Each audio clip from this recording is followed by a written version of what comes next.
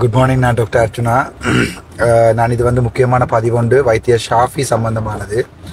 வைத்தியர் ஷாஃபி சம்பந்தமானது ஒரு திட்டமிடப்பட்ட ஒரு முஸ்லீம்களுக்கு எதிரான ஒரு அரசியல் நிகழ்ச்சி என்பது 3 வருடத்துக்கு பிறகுதான் உண்மையாகவே உயர் நீதிமன்ற நீதிப்பின்படி தெரிய வந்தது. ஆனால் 2 விஷயம். ஒன்று, வைத்தியர் ஷாஃபி சம்பந்தமான உண்மையாக எனக்கு தெரிஞ்சதை சொல்லுறேன். இரண்டாவது நான் அன்று சொன்ன லைவில் என்ன நடந்தது என்று சொல்கிறேன். சரிதானே?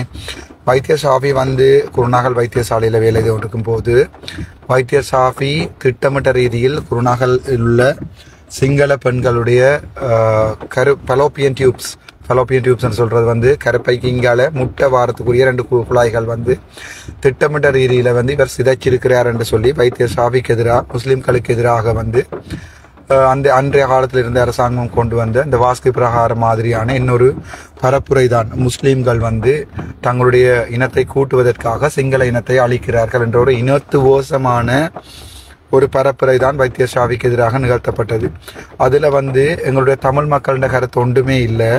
அது நேரடியாக சிங்கள மக்களும் முஸ்லீம் மக்களுமே சம்பந்தப்பட்ட ஒரே ஒரு நிகழ்ச்சி தான். அந்த நிகழ்ச்சிகள் அவரை உடனடியாக அது ஒரு பெரிய விடயமாக மாற்றியது வைத்தியர் வீரபண்டார எனப்படுகின்ற ஒரு வைத்தியர். அவர் ஒரு மெடிக்கல் அட்மினிஸ்ட்ரேஷன் கிராஜுவேட். அவர் அந்த நேரம் இருந்தது எங்கே என்று சொன்னால் குருநாகல் ஹாஸ்பிட்டலில் இருந்தவர். அவர் ஒரு எம்எஸ்சி கிராஜுவேட் நினைக்கிறேன். I'm not sure whether he is an MD holder, but doctor Weerabandara he is now. அவர் இப்போ ஒர்க் பண்ணி கொண்டிருக்கிறது பேராதனை வைத்தியசாலைக்கு பக்கத்திலே உள்ள Sirimavo Bandaranaike SBSCH Sirimavo Bandaranaike special children hospital SPSCHல தான் ஒர்க் பண்ணி கொண்டிருக்காரு டிரெக்டரா. அவருடைய தனிப்பட்ட இதுகள் சம்பந்தமாக தெரியாது. பட் இது திட்டமிட்ட ரீதியில் புத்தபிக்குகளை கூப்பிட்டு ஒரு மீட்டிங் கொண்ட வச்சு அதை ஒரு அரசியலாக்கி செய்தது தான் இவர் செய்த வேலை, முக்கியமாக செய்த வேலை. அதன் பிறகு வைத்தியர் ஷாஃபியை இவர்கள் அரெஸ்ட் பண்ணினார்கள். அது சம்பந்தமாக சேனநாயக்க சார்ல இருந்து தொடம்பால சார் வரைக்கும் அவர் ப்ரொஃபசர்ஸ் அவர்கள் தான் அந்த இதை என்ன சாமான் அது சம்பந்தமான நீதிமன்றங்களால் கூப்பிடப்பட்டு அதில் கிட்டத்தட்ட 150-200 பெண்கள் சாம்பிள்ஸ் எடுக்கப்பட்டு இவரால் சர்ஜரி செய்யப்பட அதற்கு பிறகு அந்த தொடம்பால சார் மஹிந்த ராஜபக்சன்ற நல்லொரு பர்சனலாக அவர்களுடைய வீட்டில் நடக்கிற எல்லா சர்ஜரிஸும் அவருடைய பரம்பரைக்கு நடக்கிற எல்லா சர்ஜரிஸ் இது தொடம்பால சார். அது மாதிரி சேனநாயக்க சாரையும் பார்த்தீங்கன்னு சொன்னால் அவரும் ஒரு professor. those two are very highly intellectual professors. Unfortunate thing is they were fall within the political traps. So with time அதில் எனக்கு தெரிஞ்ச வரைக்கும் எனக்கு அந்த இன்கொயரிக்கு போன டாக்டர் ஒரு ஆள் சொன்ன இது அதில் most of the woman not willing to give consent. அதாவது கன்சென்ட் தரீனம் இல்லை. அவருடைய வயிற்றுக்குள்ளே டை அடித்து பார்த்து அவர்களுடைய ஃபலோப்பியன் குழாய்கள் சுருங்கி இருக்கிறதா இல்லையான்னு பார்க்கறதுக்கு. அதாலையும் கடைசி ஏதோ 100-110 சாம்பிள் எடுத்து அதுலேயும் ஒரு 10 சாம்பிள் தான் ஓமன்னு சொல்லி அதுலேயும் டை அடிக்க போகிறேன்னு சொன்ன மாட்டேன்னு சொல்லி அந்த டை அடித்தா கேன்சர் வருமென்று சொல்லி these are medical highly complicated things. Dye அடித்தா பிரச்சனை வருமென்று சொல்லி கடைசியாக ஒருத்தருக்குமே டை அடிக்காமல் விட்டு அப்படித்தான் அந்த கேஸ் முடிஞ்சது. எல்லாமே அரசியல். வைத்தியர் ஷாஃபி உள்ளுக்க போனதும் அரசியல், வைத்தியர் ஷாஃபி வெளியால் வந்ததும் அரசியல். அதில் முஸ்லீம்கள் பாதிக்கப்படுறது எப்படி என்று சொன்னால் வைத்தியர் ஷாஃபி ஒரு முஸ்லீம்களை பிரதிநிதித்துவப்படுத்துகிறாரா இல்லையான்றதான் கேள்வி. என்ன கேட்டால் நான் தமிழர்களை பிரதிநிதித்துவப்படுத்துவேன் எப்போ என்று சொன்னால் நான் முழு தமிழர்களுடைய விருப்பத்தைக்கும் நான் இசைவாக நடந்தால். ஆனால் நாங்கள் தமிழர்களே பல துண்டுகளாக பிரிந்து நிற்கிறோம். அது மாதிரி முஸ்லீம்களும் பல துண்டுகளாக பிரிந்து நிற்கிறார்கள். ஆனால் முஸ்லீம் என்று சொல்லி நாங்கள் ஒரு உதாரணத்துக்கு நான் கூட செய்தால் தமிழன் கெட்டவன் என்று ஒருத்தரும் சொல்ல முடியாது. எவ்வளவோ தமிழர்கள் இருக்கிறார்கள் நல்லவர்கள். அது மாதிரி ஒரு முஸ்லீம் எனக்கு என்னுடைய ஃபேஸ்புக்கில் தூசணத்தால் பேசுறதால எல்லா முஸ்லீம்களையும் நாங்கள் கூட சொல்ல இயலாது. 1-2 பேர் உணர்ச்சி வசப்பட்டு கதைக்கினோம். நான் சொன்னதை விளங்காமல் கதைக்கினோம்.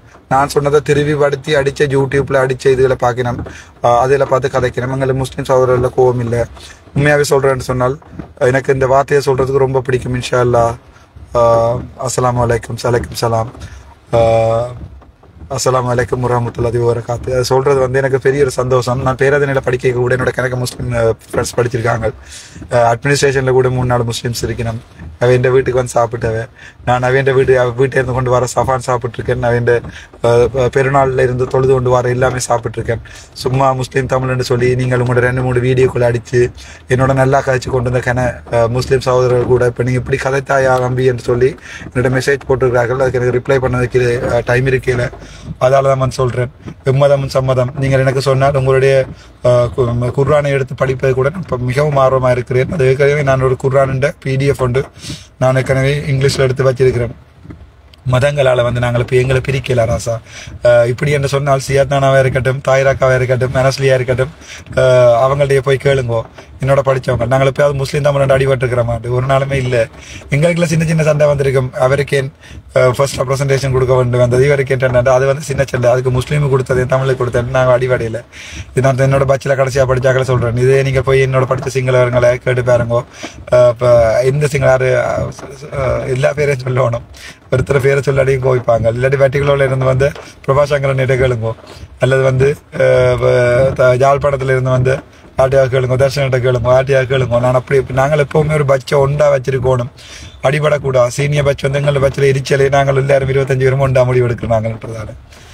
அது முதலாவது விஷயம். 2வது வந்து அந்த லைவ்ல நான் சொன்னது லைவ் வந்து போய் கொண்டிருக்கேன்.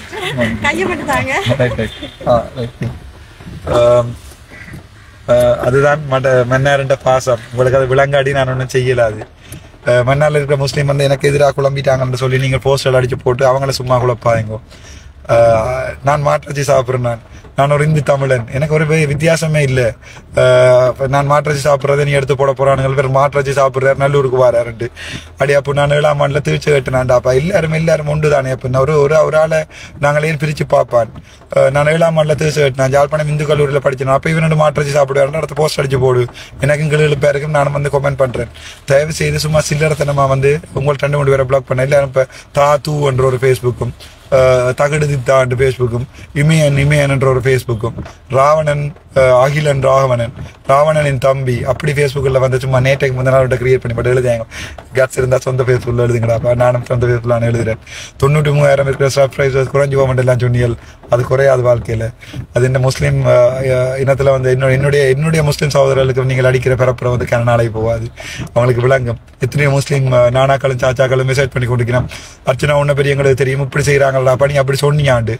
நான் சொன்னேன் அந்த லைவை போய் திருப்பி பாருங்க. நானா அந்த லைவை போய் திருப்பி பாருங்க சாச்சா. நான் சொல்றது அப்படியா இருந்தால் நான் உங்களை கால் விழுந்த மன்னிப்பு கேட்டுக்கொள்றேன். நான் சொன்ன விஷயத்த விளங்காம முள்ளிவாய்க்காலில் இப்படித்தான் கொண்டவங்கள் என்று சொல்லதுக்கு வந்தது. சாபிக்கும் இப்படித்தான் செய்தவங்க கூடாம என்று சொல்ல வந்ததை பிள்ளையா விளங்கி போட்டு நீங்கள் அடிச்ச லைவுகளுக்கு இதற்கு நான் பொறுப்பு இல்லை. நீங்க என்னதான் கஷ்டப்பட்டாலும் முஸ்லீம் மக்கள் மூளை இருக்கப்போ நீங்கள் சும்மா கத்தி குளறி அவனுங்களை ஏமாத்த இல்லாது. காலம் போ விளங்கும். எனக்கு இருக்கிற ஆதரவு கூடுதா குறைதான்றது எனக்கு முக்கியம் இல்லை. அவர்கள் என்ன பற்றி விளங்கி கொண்டிருக்கிறார்கள் தான் முக்கியம். மட்டக்களப்புக்கு வருவேன், திருப்பியும் ஒரு பள்ளிக்கு போவேன். நான் அதுக்கு திருப்பி அங்கேயும் போய் தொழுவேன். அவர்களுடைய கலாச்சாரத்தையும் பின்பற்றுவேன். கிறிஸ்டியன்ஸ் அவருடைய கலாச்சாரம். அம்மா வந்து வேளாங்கண்ணி மாதாண்டு சாவா. நாங்கள் ஒரு இந்து, பிறந்த இந்து. அண்ணா மேராண்டு 1987ஆம் ஆண்டு கொண்டு அடைச்சி வச்சிருக்கீங்கல்ல. அம்மா ஏறி இறங்காத வேளாங்கண்ணி மாதாவும் இல்லை. நான் முதலா கீறின படம் பிள்ளையார். முதலா களிமண்ணில் செய்தது ஜேசுவே. நான் நினைக்கிறேன் அக்கராயில் இடமேந்து போயிருக்க நேரம் 1993-92ஆம் ஆண்டே நான் ஜேசுவை களிமண்ணாட செய்கிறேன். அதை கொண்டே ஸ்கூலில் காட்டி 1ஆம் இடம் பெற்று நான் ஒரு ஆர்டிஸ்ட் பேசிக்கலாம். அவங்களுக்கு தெரியும். எங்கள்ட வீட்டை புத்தேட்ட சில தான் இருக்கு. மதம் நீங்கள் மதமண்டி பிரிச்சியல், டீலண்டி பிரிச்சியல், கல்லரண்டியல், கடைசியா நீங்கள் நோண்டியாகிறீர்களாப்பா. Thank you so much. நாங்கள் மீண்டும் சந்திப்போம். என்னுடைய முஸ்லீம் சகோதரர்களுக்கு ஒரு அன்பான வேண்டுகோள். நான் அப்படி ஒரு சமூகத்தை பிரித்து பார்க்க மாட்டேன். ஆனால் நான் அன்றைக்கு ஒரு போஸ்ட் ஒன்று போட்டு நான் அப்படி என்றால் நாங்கள் கேபிட்டல் டிவியிலேருந்து ஸ்டார்ட் பண்ணுவோம். அங்கே கூட நான் போய் அவரோட காய்ச்சி நான் எப்படி என்றதை அவர்கிட்ட பேர் மறந்துவன். யாராவது தெரிஞ்சால் அடிச்சு கேளுங்க. அவர் ஒரு லைவ் வந்து விட சொல்லுங்க. உண்மையாகவே அர்ச்சனா ஆண்டு இப்படி இருந்தவன் உங்களோட. சரி பரவாயில்ல. அது கேபிட்டல் டிவியில் ஒர்க் பண்ணுறது அவர் ரெண்டாலும் அது அங்கே ராமநாதன் தானே. அது காலம் போக தான் எனக்கு தெரிஞ்சது. Thank you so much. மீண்டும் சந்திப்போம். டாக்டர் ராமநாதன் அர்ச்சனா. அஸ்ஸலாமு அலைக்கும் வரஹ்மத்துல்லாஹி வபரகாத்துஹு.